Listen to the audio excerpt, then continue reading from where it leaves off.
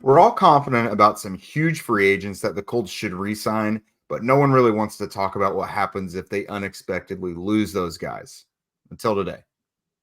You are Locked On Colts, your daily Indianapolis Colts podcast. Part of the Locked On Podcast Network, your team every day.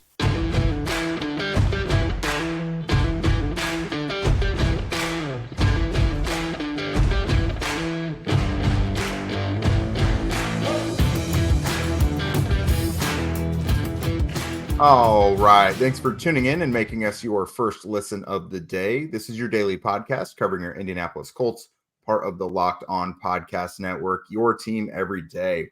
And today's show is brought to you by Game Time. Download the Game Time app, create an account, and use code LOCKEDON for $20 off of your first purchase. What is up, everybody? Welcome to the show. Hope you had a good Valentine's Day. I am Jake Arthur, and joining me is the biggest sweetheart I know, Zach Hicks, and you know the two of us from horseshoehuddle.com. And today we are trudging into unfun territory.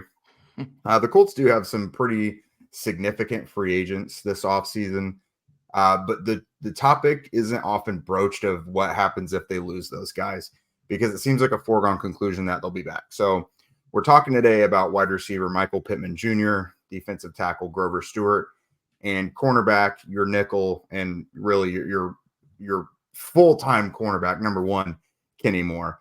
And, initially both Zach and I doing preparation for this episode is, wow, the Colts cannot lose these guys. But we're going to start first with the guy who he's the straw that stirs the drink in the passing game, and that's Michael Pittman Jr. So he's coming off a career year. Could have easily been a Pro Bowler, but he's put together numerous solid seasons. He's had a couple of these years now in the last 3 years of, right around this 100 catch mark, over 1,000 yards. And so this guy he's really important. And we've seen he was like 27% of the Colts pass targets in 2023. He missed that game against the Falcons, and we saw how critical of a loss that was just in that one game sample size, Zach. So let's talk about it. I think we're both on the same page that he's not getting out the door this year. Franchise tag will be the saving grace at worst, basically. I don't expect the Colts to use the franchise tag as like a hostage tactic. I do expect them, if they use it, to really be something that buys them time to get a multi-year deal cracked out. But man, what do the Colts do if they do lose Pittman? Well, in this crazy hypothetical world where Michael Pittman Jr. does depart from the Colts in free agency and becomes the best free agent wide receiver in the last 6 years of the NFL, I do think that luckily what we're seeing lately with the NFL is there's a lot of talent coming in from the draft. There's a lot of talent coming in just through the college level to the NFL when it comes to wide receivers. So, Michael Pittman Jr. would be a massive loss, and I don't think that they could easily replace that. But, it's not as bad as what it is for other positions, where other positions it's like, okay, we got to sign some substandard replacement in free agency, or we got to draft a position. We got to draft that position and hope we can develop them. Whereas with receiver, it seems like guys are coming in from day one and producing. I mean, Puka Nacua was a 1,400-yard guy with the Rams. You want to go back to Michael Pittman Jr. It took him 1 year as a rookie to be this 1,000-yard receiver as a sophomore, and then be a 1,000-yard receiver every year since with the Colts. So I do think if the Colts do lose Michael Pittman Jr., or even if they don't lose Michael Pittman Jr., they really need to be honing in on the wide receiver prospects in this draft and really add to this wide receiver room. So, I do think, if they, in some crazy world, they lose Pittman Jr., something happens and just that relationship deteriorates before we, even worse than the Jonathan Taylor situation, I think that they would approach this vacancy through the draft. I think either at pick 15, maybe early second round with that 45th pick or 47th pick in round 2. I think that would be the route the Colts would go instead of, signing a substandard. I mean, you're not going to get a good wide receiver in free agency unless Michael Pittman Jr. hits, which, right. that kind of brings us all the way back to the situation. So I wouldn't expect the Colts to approach it through free agency. It's just not a great avenue to go for wide receivers. The draft would be really where you'd want to go if you do lose Pittman Jr. I agree. I think they have to, because again, your Pittman is such an important part of the passing game that you can't expect someone else who's already on the roster to come in and fill that. And then again, players of that ilk aren't in the free agent market, so you have to take a big swing in the draft or hope for a trade somewhere. But that's way more hypothetical, and you get into the weeds with that. But yeah, it immediately becomes arguably your top target in the draft. Probably have to use it at 15. A couple pipe dreams, and maybe it influences you to move up a little bit for guys like Malik Neighbors and Rome Odunze, who are probably going to be out of reach. We know Marvin Harrison Jr. is going to, and I still don't even think that would be a scenario for the Colts if they lose Pittman. But you spoke with Ian Cummings for yesterday's episode about receivers at all points of the draft, which is a great topic to go watch after this if you didn't already. But when you look in the first round, I think you could include Brock Bowers in it. I mean, I know he's a tight end, but you're looking for that tough run after the catch over the middle ability, and that's a guy who could help step up there. Even though tight ends, I mean, not everyone's Sam Laporta. Guys do take a little bit at that position to acclimate. I think Keon Coleman, if you're looking for an X-type receiver, someone go over the middle.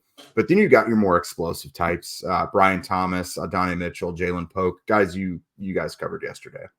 Yeah. I think the big thing when you're looking at, again, in this hypothetical world where you have to replace Michael Pittman Jr., what are you replacing him with? Are you replacing him with a younger version of Michael Pittman Jr., or are you trying to get just a different style of wide receiver? Like, say you go Brian Thomas Jr. at pick 15, because that's probably where you're going to have to take him come draft day if you want him. Mm-hmm. So you take him at 15. Well, now you kind of have him as a Z receiver. You have Alec Pierce, that's more of a Z receiver. Do you trust Pierce to do the Michael Pittman Jr. thing, which is win in the short game, win over the middle, catch the contested passes in the short to intermediate game? He hasn't really shown us enough in those phases to replace Pittman Jr. in that aspect. So if you want to go for more of a Michael Pittman Jr. type of player, then a Keon Coleman makes sense. Then an A.D. Mitchell makes sense, or a Jalen Polk makes a lot of sense. Those guys who can win over the middle, those guys who can win in the short game and create after the catch. So it really comes down to, again, in this crazy hypothetical where the Colts lose Pittman Jr., what do you want to replace him with? Do you want a different type of receiver in general, or do you want just a younger Pittman Jr.?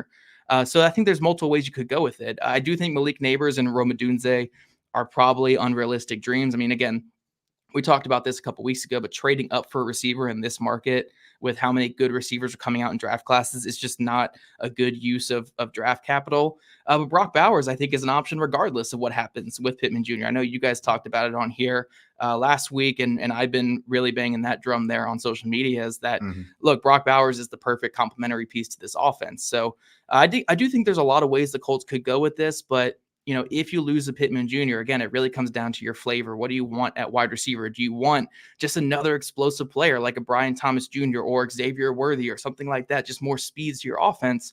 Or do you want the younger version of him, which is Keon Coleman? Maybe, he might not separate as well as Pittman Jr., but he has, that contested catchability, good hands. A.D. Mitchell, great route runner, can separate. Jalen Polk can win over the middle and do those intermediate type things that Pittman Jr. was doing. So I do think there are some options if the Colts wanted to go this route, but ultimately, I do think it would be smarter to have Pittman Jr. and also look at these guys too. I think that's the ultimate smart option for the Colts. I hate looking at this doomer philosophy, this doomer like perspective that you brought me onto, Jake. I mean, this is crazy. We got to get dark sometimes. I mean, the light has to shine through the dark. We can't get to the fun parts of free agency before we visit this.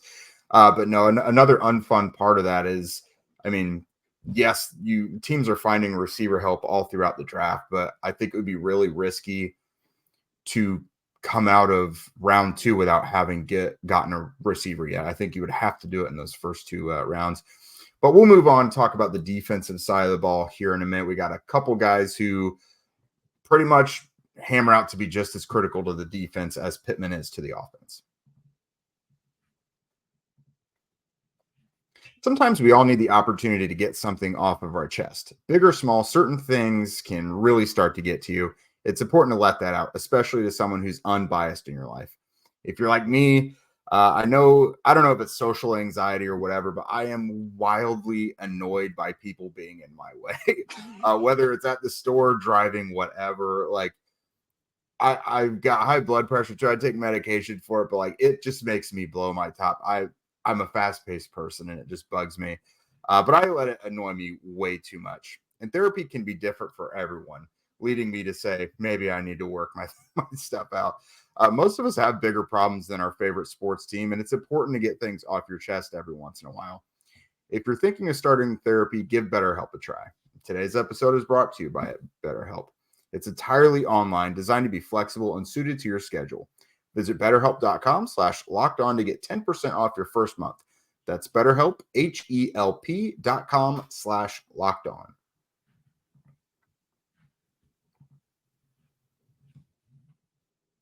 All right, so let's look at the defense. And we know Chris Ballard's philosophy is always build from inside out. Shane Steichen is very much of that thought process as well. And this is a good example here. We've talked about Grover Stewart being a guy the Colts have to re-sign for several weeks now. We've literally talked about it since this season was in play still. Because, again, like I mentioned with Michael Pittman Jr., he missed the one game, and it was ugly without him.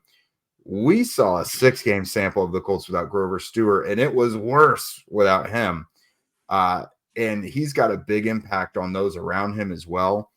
And so the Colts really, he may be priority one to them. I don't know. Or he just may be such a layup to them that they know they have to re-sign him.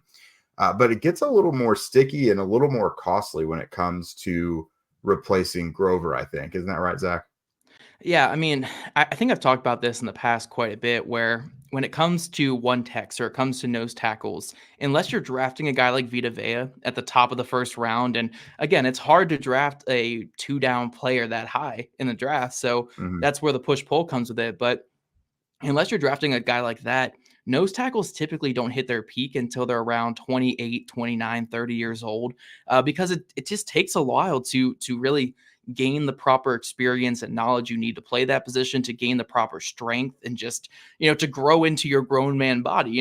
Again, we can look at these draft prospects at 20, 21 years old, and they're still growing, they're still getting bigger, they're still adding muscle mass. By the time they're 28, 29, 30, these guys are rugged, older dudes who have just been through the battlegrounds at this point. So I don't think you can really replace a nose tackle with a draft pick, or if you do replace it with a draft pick, you have to have very good veterans there to supplant them a little bit, like to be like supplementary players alongside that young draft pick. So, we can look at like a Johnny Newton type guy who is more of a 3 tech and maybe play some 1 tech if you want him to. I mean, if you want to get a little crazy with it, and a guy who I think is going to be a superstar in the NFL, but I don't think that immediately helps your run defense going into next year if you don't have Grover Stewart. So, yeah, with this one, I mostly look at free agency.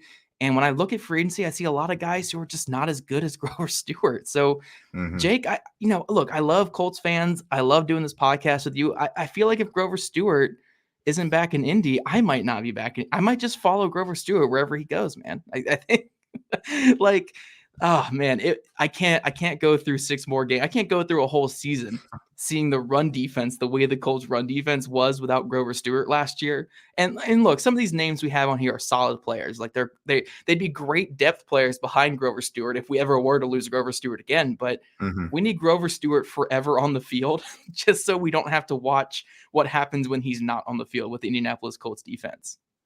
Yeah, Zach Hicks and Grover Stewart tied at the hip, just like we all knew. No, I think when we first started this show, was Grover one of the sponsored members of? I know like Kylan Granson, I think Grover was too.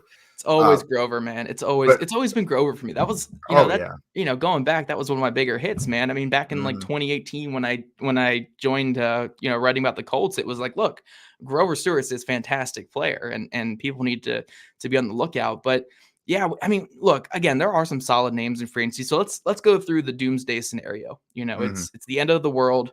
I'm no longer in Indy because Grover Stewart's gone, and now you're just doing this show solo. We're looking at like a Daquan Jones type. I think Daquan Jones is very good. He's a little bit older, but very good.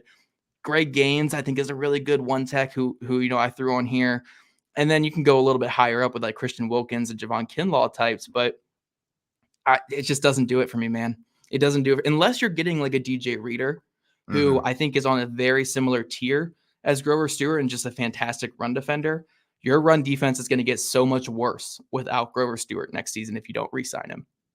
Yeah, because that's the thing here. There's no winning scenario in them losing Stewart, because if you lose him, you're going to have to go for someone who's more expensive, maybe a little younger, but more expensive in Wilkins or Reader. Or you're going to have to take a step down in the effectiveness and talent department. That's when you talked about those guys. You also got, Tier Tart, Ashawn Robinson, like Sheldon Rankins, Raekwon Davis, those guys. Like, none of those really move the needle like just simply having Grover Stewart does. And, this Grover almost feels like the Jack Doyle of the Colts defense to me, or, he's going to stay in. They're going to make sure they have to do what happens at all times, even if it's pay him, a pretty penny, because he's arguably Chris Ballard's biggest success story too. What was it? Fourth round out of Albany State in 2017. He literally has taken the career trajectory and like draft and development that Chris Ballard preaches all the time. He's the prototype for what they want to do. And I can't see them offering him anything unreasonable. I think obviously they'll do what it takes to keep him in tow. But again, they're going to have to take a big step back. And I think they realize they're going to have to invest in the position heavily this year, which is another reason, they have to do it. But they're going to have to – I don't see it being done in the draft either, just like you mentioned. Like, it's just not it. Like, these guys, you need immediate help if you lose him. So it has to be done in free agency. And so you're either going to overpay for someone else when you could have just paid Grover what he's worth while he's still in his prime, or sign like two of these lower level guys. And none of those scenarios really work well. Yeah, I mean, because let's say the top options to replace him are Christian Wilkins, DJ Reader, and Daquan Jones. 3 different levels of what you'd have to pay. And Grover Stewart, you could get around $12 to $15 million per year is what I would guess. So like a 3-year, $45 million contract, around that, to get him back here, or a 2-year, $30 million, whatever it's going to be. If you go for Christian Wilkins, then you're investing $40-something million a year into defensive tackles, because Wilkins is going to be in the $20+ million a year range. And if you're going DJ Reader, you're just replacing Grover Stewart with someone at like the same monetary value to give you the same kind of impact. So why not Grover Stewart? And then Daquan Jones, a player who's coming off a big injury from this past season, a little bit older. Maybe you save some money here, but at what cost? What's the expense? You're losing a core player in Grover Stewart. So I'm with you. I think, when you look at Chris Ballard's history with the Colts, this is one of the biggest wins he's had. Actually, I think the 3 players we're talking about today are like 3 of his absolute biggest wins. And they show different degrees of where he's won, getting a premium position in Michael Pittman Jr. early in the draft, hitting on a day 3 player in Grover Stewart, and then the undrafted free agent find that is Kenny Moore II. So that's why I think all 3 of these players are so valuable. But to go off that tangent, I mean, look, Grover Stewart is an immensely valuable player to this defense. We saw it last year when he missed games. The Colts can't afford to lose him, because look, of all the players we're talking about today, the options after him are probably the most like dire and just uninspiring. So I would really want to bring back Grover Stewart the most. I mean, again, in the back of my mind, I know we're not losing Michael Pittman Jr. So after that, Grover Stewart becomes priority 1 for me.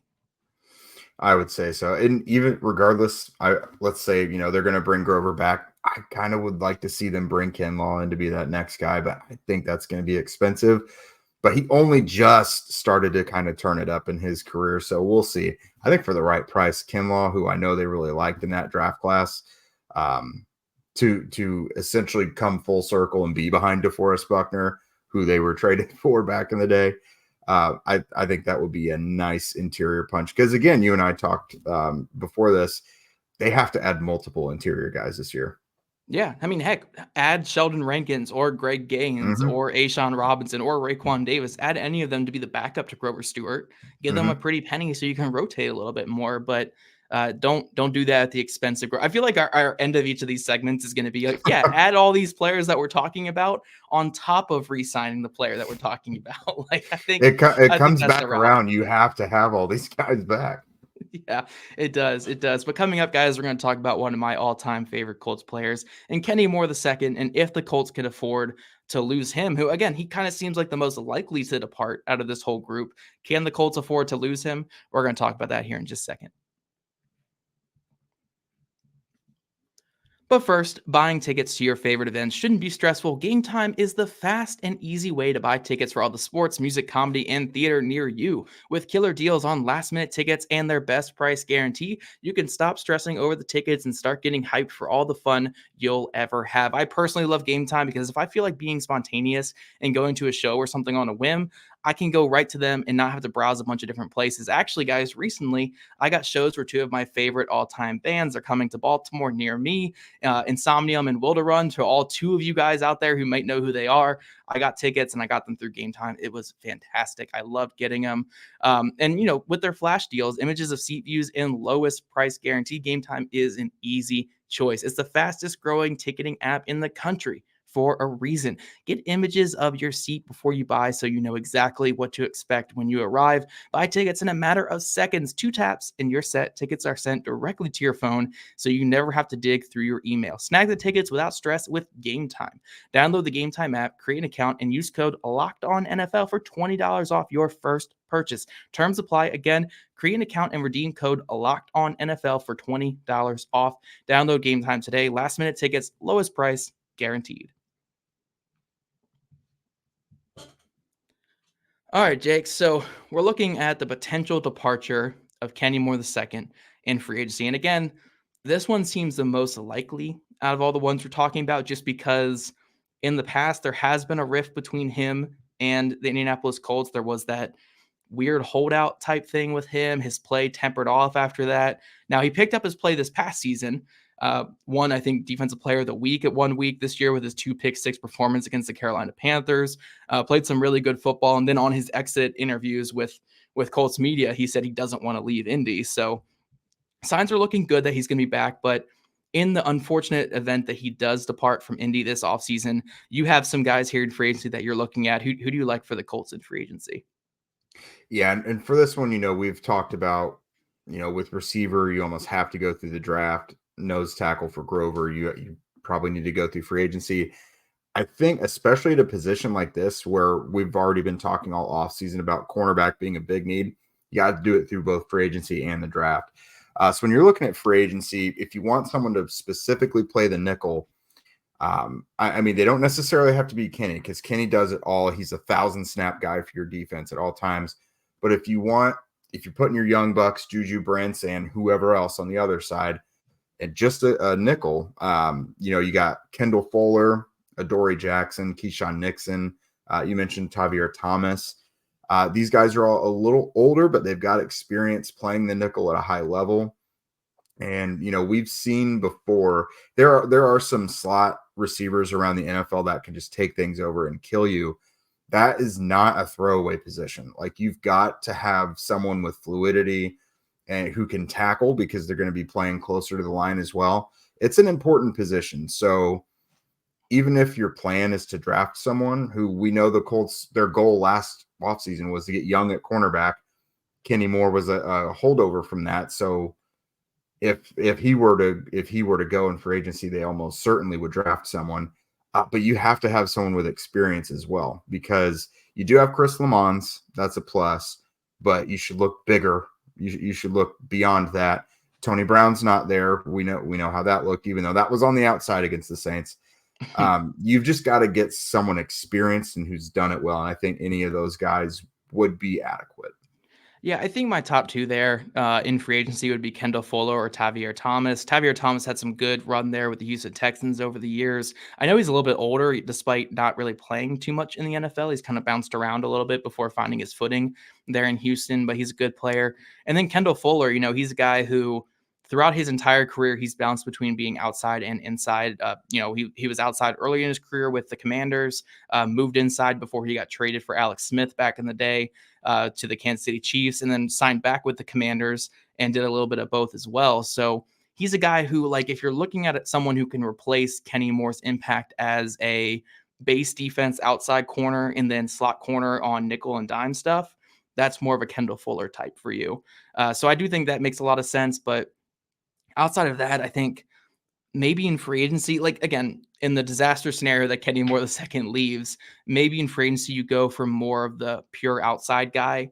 And then the draft, you look for more of a guy who can play a little bit in the inside. Like, I don't know. This I think you can play around with it a little bit more because you need so many corners anyway on this team that you're going to take multiple guys. You're going to sign multiple guys. So you can kind of be a little more, unique with it. You can be a little more interesting with it. And there's one guy in the draft who I just want to, transition to talk about this one guy. One guy that's really interesting to me is a Cooper DeJean out of Iowa, a guy who can play on the outside, can play in the slot, can play some safety, very versatile chess piece for your defense with great playmaking ability.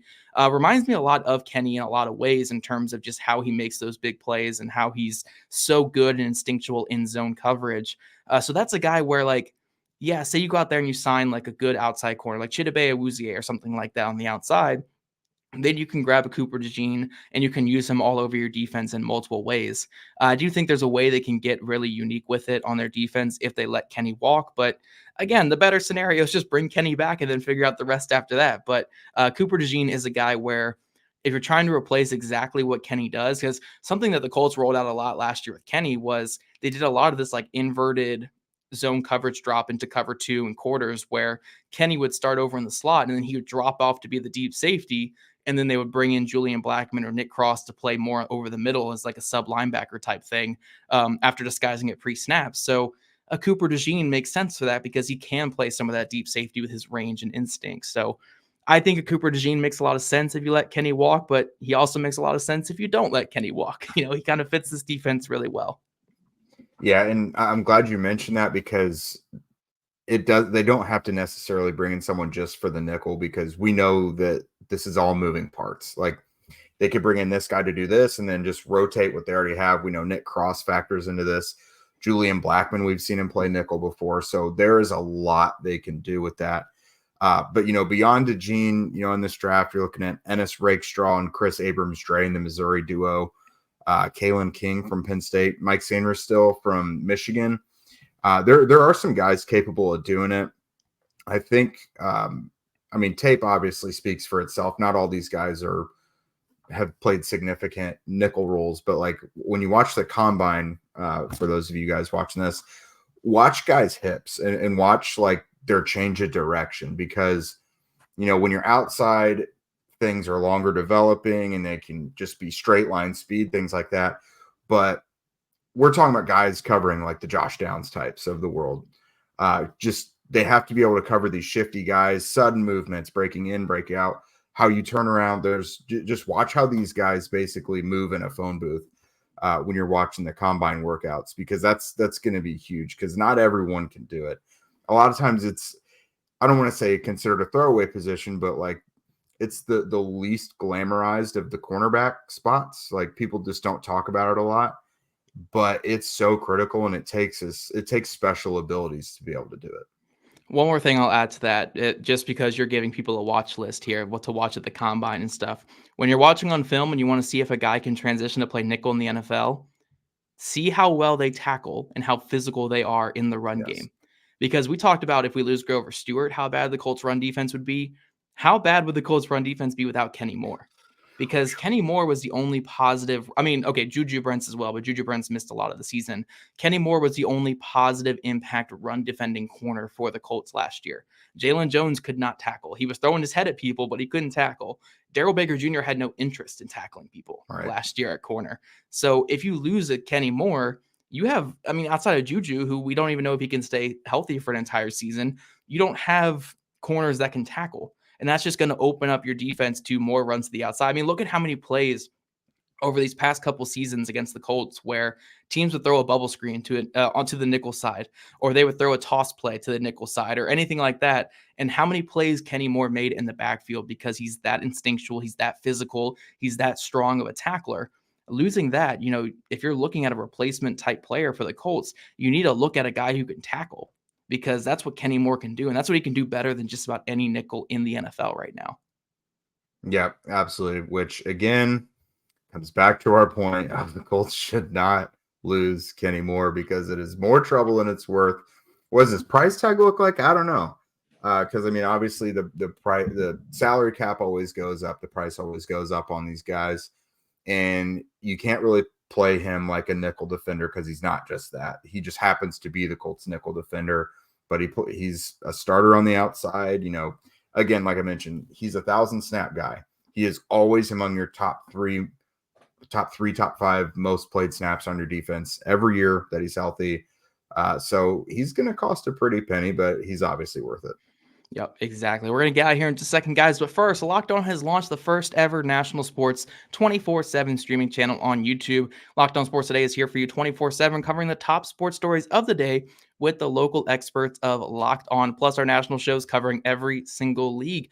Go to Locked On Sports Today on YouTube and subscribe to your first ever national sports 24/7 streaming channel. If you guys don't already, make sure you're following at Locked On Colts, at Jake Arthur NFL, and at ZachKicks2, all on Twitter/X, whatever you want to call it. All subscribe to us on YouTube or wherever you listen to your podcasts. We love your guys' ratings, reviews, and we'll catch you guys back here bright and early tomorrow morning.